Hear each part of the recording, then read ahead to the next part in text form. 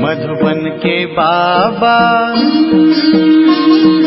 मधुबन के बाबा मुरली वाले, आपका क्या कहना, आपका क्या कहना। ओम शांति। आज 29 दिसंबर 2021 के साकार मधुर महावाक्य हैं। आज मीठे मीठे बाप दादा बोले, मीठे बच्चे, तुम आधा कल्प के लिए सुख धाम में हॉलीडे मनाएंगे, क्योंकि वहां दुख का नाम निशान नहीं है। बाबा ने कहा, मीठे बच्चे, तुम आधा कल्प के लिए सुख धाम में हॉलीडे मनाएंगे, क्योंकि वहां दुख का नाम निशान नहीं है। बाबा ने हमसे प्रश्न पूछा कि ब्राह्मण बच्चों को बाप ऐसी कौन सी युक्ति बताते हैं जिस युक्ति से वे अपना जीवन सफल बना सकते हैं। बाबा उत्तर में कहते कि मीठे बच्चे, अपना जीवन सफल करना है तो अपना तन मन धन सब ईश्वरीय सेवा में लगाओ। फॉलो फादर, और फिर देखना इसकी एवज में तुमको क्या मिलता है। आत्मा गोल्डन बन जाएगी, तन भी बहुत सुंदर मिलेगा, धन तो अथाह मिल जाएगा। मुरली का गीत है, आखिर वह दिन आया आज। ओम शांति। जब बाप ओम शांति कहते हैं तो दादा भी ओम शांति कहते हैं, बच्चे भी अंदर में कहते हैं ओम शांति। बाबा कहते हैं, जब कोई भाषण करते हैं तो ओम शांति कहते हैं, और वहां सब बैठे हुए भी कहते हैं ओम शांति। बाबा कहते हैं, रिस्पॉन्ड जरूर देना होता है। अभी तुम बच्चे समझते हो कि आत्माओं और परमात्मा का अभी मिलन हो रहा है।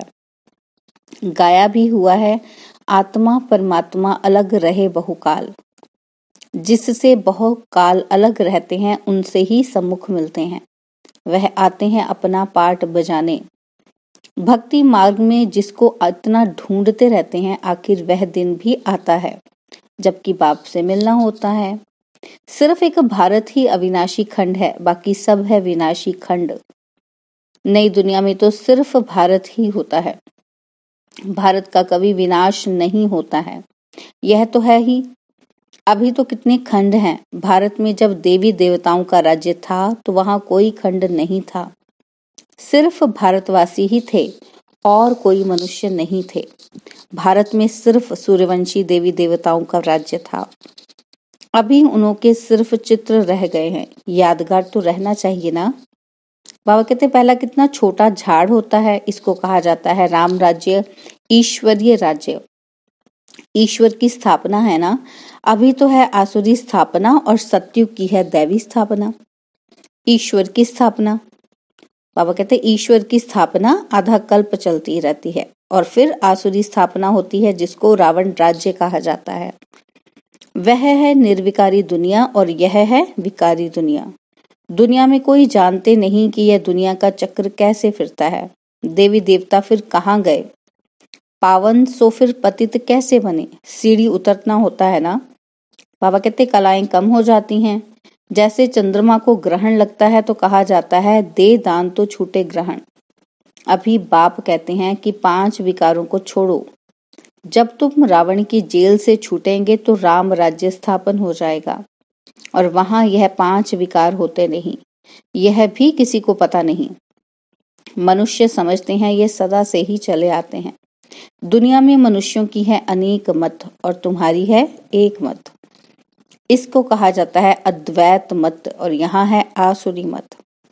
बाबा कहते, तुम जानते हो हम भारतवासी राम राज्य में थे, पूज्य सो पुजारी बने हैं। तुम बच्चों की बुद्धि में ये नॉलेज अभी बैठी है। हम ही पूज्य थे, फिर पुनर्जन्म लेते लेते पुजारी बने हैं। वह समझते हैं कि परमात्मा ही पूज्य पुजारी बनते हैं, उनकी ही सारी लीला है। अभी परमात्मा ही परमात्मा है, कि सभी परमात्मा ही परमात्मा है। यह सबसे बड़ी भूल है।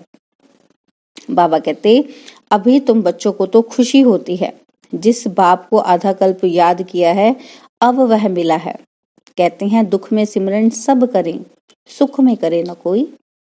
वही आत्माएं फिर दुख में आती हैं तो बाप को याद करती हैं। सत्युग में कोई भी बाप को बुलाएंगे नहीं। तो अभी आत्माओं का परमात्मा से, परमात्मा का हम आत्माओं से मेला होता है।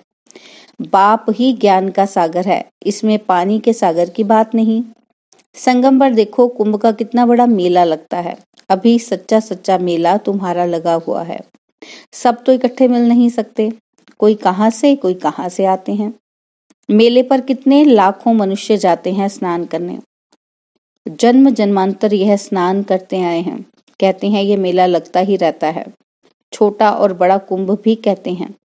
अब बाप तो एक ही बार आते हैं पतितों को पावन बनाने। गंगा पतित पावनी है तो क्या वह ज्ञान सुनाएगी? यहाँ तो पतित पावन बाप बैठ सृष्टि के आदि मध्य अंत का ज्ञान सुनाते हैं। बच्चे जानते हैं अभी दुनिया की हालत क्या है। विनाश तो बच्चों ने देखा है। अर्जुन तो यह ब्रह्मा ठहरा ना, यह तो था मनुष्य का रथ। यह बताते हैं कि हमने विनाश भी देखा, अपनी राजधानी भी देखी, तब छोड़ा। ब्रह्मा बाबा की बात कर रहे हैं ना, कि ब्रह्मा बाबा कहते कि मैंने विनाश भी देखा और अपनी राजधानी भी देखी, तो छोड़ दिया सब कुछ, इस दुनिया से ममत्व, तो घर आदि सब कुछ फट से छोड़ दिया। विनाश तो होना ही है, यह कोई नई बात नहीं है। बाबा कहते ये है ईश्वरीय दरबार, इसमें कोई पतित को बैठना नहीं चाहिए, नहीं तो वह एकदम रसातल में चला जाएगा पतित बनने से। इसलिए पतित को आने का हुक्म ही नहीं है। ऐसे कोई आ जाते हैं, समझते हैं इन्हों को क्या पता कि हम विकार में गए। बाबा कहते ये बड़ी गंदी चीज है। विलायत में 4-5 बच्चे पैदा करने वालों को इनाम मिलता है और सत्युग में तो एक ही बच्चा होता है, सो भी विकार की वहां बात नहीं। बाबा कहते वहां तो रावण राज्य ही नहीं, वह है राम राज्य। कन्या शादी करती है तो कन्या को गुप्त रीति से बहुत कुछ देते हैं, जो किसी को पता नहीं पड़ता। बाप भी कहते हैं बच्चे तुमको गुप्त दान देता हूँ, किसी को पता पड़ता है क्या कि हम क्या दे रहे हैं? यह है गुप्त। बाबा कहते कोई समझ नहीं सकते कि यह बीके विश्व के मालिक बनेंगे। यह तुम अभी समझते हो कि हम विश्व के मालिक थे और फिर 84 जन्म लेते हैं। हम कल्प कल्प बाबा से वर्षा लेते हैं, कहते हैं बाबा हम कल्प कल्प आपसे मिलते हैं। कल्प पहले भी मिले थे। बाबा को ही राम कहते हैं, राम त्रेता वाला नहीं, उनको तो सिर्फ उनका बच्चा ही बाबा कहेगा। यह तो है बेहद का पाप। अब बाप तुम बच्चों को कहते हैं कि तुम बच्चों को दैवी गुण धारण कर ऐसा बनना है। इन देवी देवताओं की कितनी महिमा करते हैं, परंतु समझते कुछ भी नहीं। कहते हैं अच्युतम केशवम, अब कहाँ राम कहाँ नारायण। बाबा कहते सबको मिला देते हैं, अर्थ कुछ भी नहीं निकलता। अभी तुमको नटशल में सब कुछ समझाया जाता है। द्वापर से लेकर यह भक्ति मार्ग शुरू होता है। 84 का चक्र लगाकर नीचे उतरना ही है। 84 जन्म गाए जाते हैं। बाबा ने पूछा यहाँ तुम बैठे हो तो क्या सब 84 जन्म लेंगे या कोई 80-82 जन्म भी लेंगे? बाबा ने पूछा तो बाबा कहते क्या सब पास होंगे? क्या भगंती हो जाने वाले कम जास्ती जन्म नहीं होंगे उनके? बाबा कहते अवस्था अनुसार ही हर एक का पाठ होगा ना। बहुत हैं जो आश्वस्त भागंती हो जाएंगे, फिर सतयुग में कैसे आएंगे? वह तो प्रजा में भी बहुत देरी से आएंगे क्योंकि ग्लानि करते हैं। इतने सब थोड़े ही सूर्यवंशी में आ सकते हैं। बाबा कहते हैं नंबरवार पुरुषार्थ अनुसार माला बनती है। बाप तो ज्ञान का सागर है, कौन सा उसमें ज्ञान है यह भी कोई नहीं जानते हैं। तुमको अब ज्ञान मिल रहा है, वह तो सिर्फ स्तुति करते हैं, समझते कुछ भी नहीं। इसको कहा जाता है भक्ति मार्ग। त्योहार भी जो मनाए जाते हैं वह है सब इस समय के, जो फिर बाद में मनाए जाते हैं। बाबा कहते तुमको तो आधा कल्प सुख में हॉलीडे मिल जाती है, कभी दुख का नाम ही नहीं देखेंगे। हॉलीडे हो जाता है क्योंकि तुम पवित्र हो जाते हो ना। बाप समझाते हैं तुम्हारा ये अंतिम जन्म है। जब रावण राज्य शुरू होता है उसको मृत्युलोक कहा जाता है। मृत्युलोक मुर्दाबाद, अमरलोक जिंदाबाद होता है। दुख सुख राम और रावण का ये खेल है। राम द्वारा तुम राज्य पाते हो, रावण द्वारा तुम राज्य गवाते हो। बाप कहते हैं तुम अपने जीवन को नहीं जानते हो और कोई ऐसे कह ना सके। बाप ही बतलाते हैं, वह तो 84 लाख कह देते हैं। फिर तो कल्प की आयु लाखों वर्ष हो जाती है। कुछ भी बुद्धि में नहीं आता जो इन बातों को समझ सके। कल्प की आयु भी रॉन्ग लिख दी है। यह शास्त्र आदि सब भक्ति मार्ग के हैं। तुम बच्चों को कितना सहज समझाया जाता है, आगे चलकर और अच्छी रीति समझाएंगे। बाबा कहते जब कोई मरता है तो उस समय सिर्फ थोड़ा वैराग्य आता है। उसको कहा जाता है शमशानी वैराग्य। शमशान से बाहर निकल मार्केट में गए तो खलास, जाकर मांस मदिरा खरीद लेंगे। बाबा कहते तुम बच्चों को इस समय है सारी पुरानी दुनिया से वैराग्य।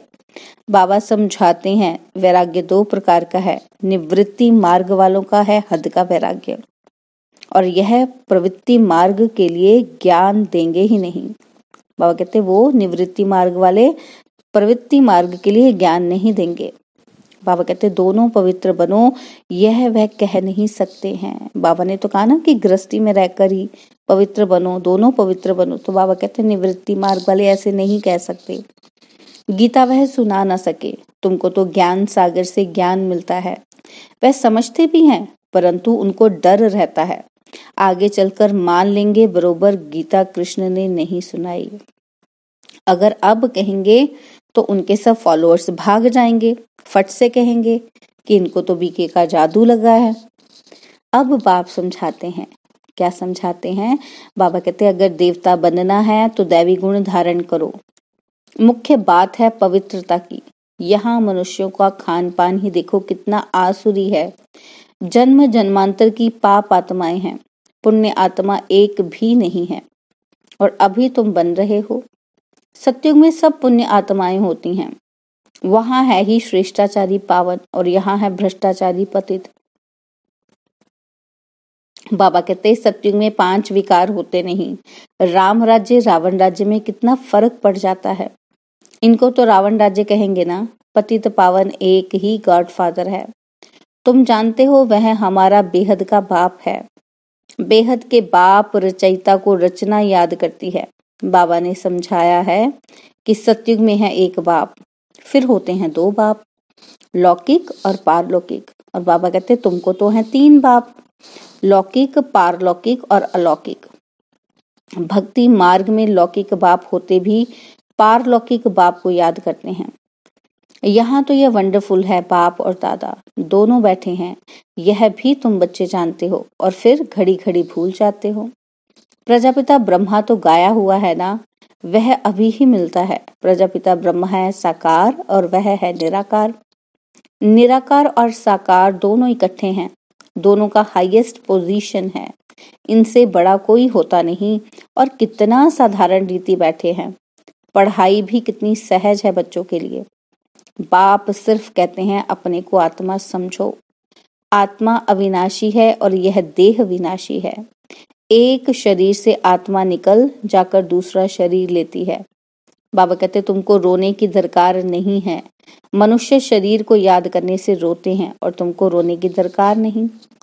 सतयुग में कभी रोते नहीं, वहां है ही मोह जीत। और यह सब बातें तुमको संगम पर ही समझाई जाती हैं। बाबा कहते तुमको यह लक्ष्मी नारायण का चित्र देखकर बहुत खुशी होनी चाहिए। इसलिए बाप ने कहा है कि यह लक्ष्मी नारायण त्रिमूर्ति का बैज व मेडल जेब में डाल दो। घड़ी घड़ी पॉकेट से निकाल कर देखो, ओहो हम तो यह बनने वाले हैं। बहुत खुशी होगी। बाबा कहते औरों को भी दिखाकर खुश करो कि हम यह बन रहे हैं। देखने से खुशी होगी। मैं तो शिव बाबा का बच्चा हूँ, मुझे किसी बात की क्या परवाह करनी है। कुछ घाटा पड़ा सो क्या। हम तो भविष्य 21 जन्मों के लिए पद्मपति बनते हैं।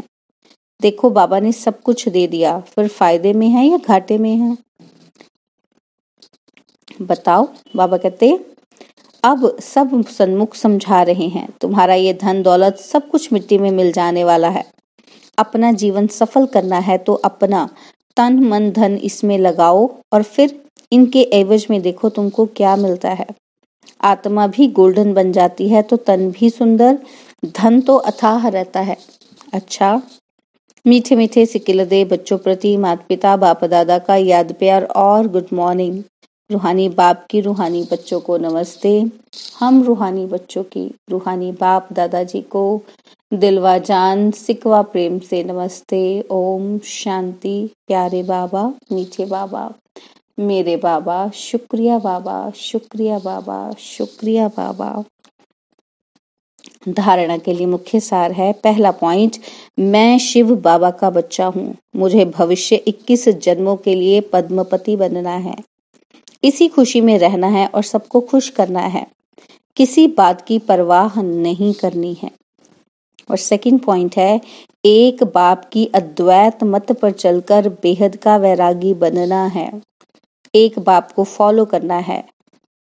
और वरदान दिया है बाबा ने आज, रुहाब और रहम के गुण द्वारा विश्व नव निर्माण करने वाले विश्व कल्याणकारी भव।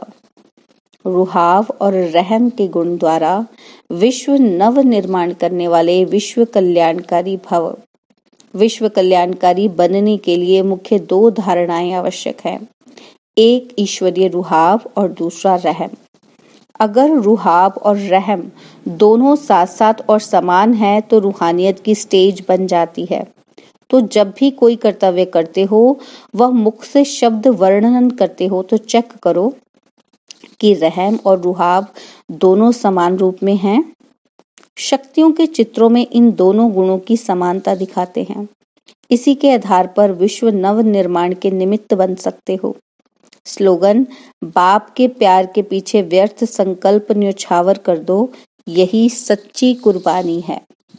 बाप के प्यार के पीछे व्यर्थ संकल्प न्योछावर कर दो, यही सच्ची कुर्बानी है। ओम शांति। और अब यह एक बहुत अच्छी वीडियो भी जरूर देखें।